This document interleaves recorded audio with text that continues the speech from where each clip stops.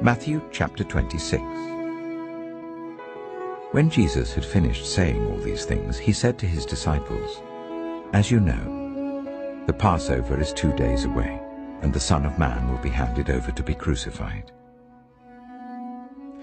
Then the chief priests and the elders of the people assembled in the palace of the high priest, whose name was Caiaphas, and they schemed to arrest Jesus secretly and kill him.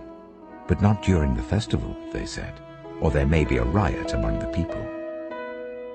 While Jesus was in Bethany, in the home of Simon the leper, a woman came to him with an alabaster jar of very expensive perfume, which she poured on his head as he was reclining at the table. When the disciples saw this, they were indignant. "Why this waste?" they asked. "This perfume could have been sold at a high price and the money given to the poor." Aware of this, Jesus said to them, "Why are you bothering this woman? She has done a beautiful thing to me. The poor you will always have with you, but you will not always have me. When she poured this perfume on my body, she did it to prepare me for burial.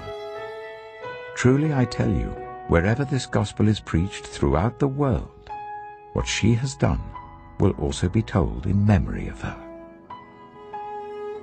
Then one of the 12, the one called Judas Iscariot, went to the chief priests and asked, "What are you willing to give me if I deliver him over to you?" So they counted out for him 30 pieces of silver. From then on, Judas watched for an opportunity to hand him over. On the first day of the festival of unleavened bread, the disciples came to Jesus and asked, "Where do you want us to make preparations for you to eat the Passover?"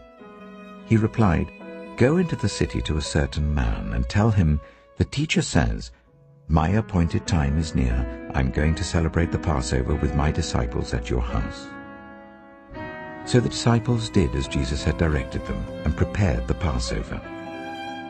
When evening came, Jesus was reclining at the table with the 12, and while they were eating, he said, "Truly I tell you, one of you will betray me."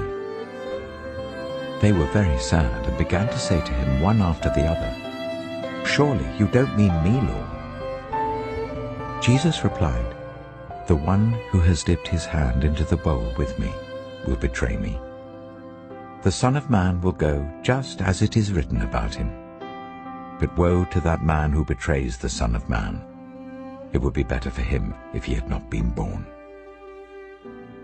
Then Judas, the one who would betray him, said, "Surely you don't mean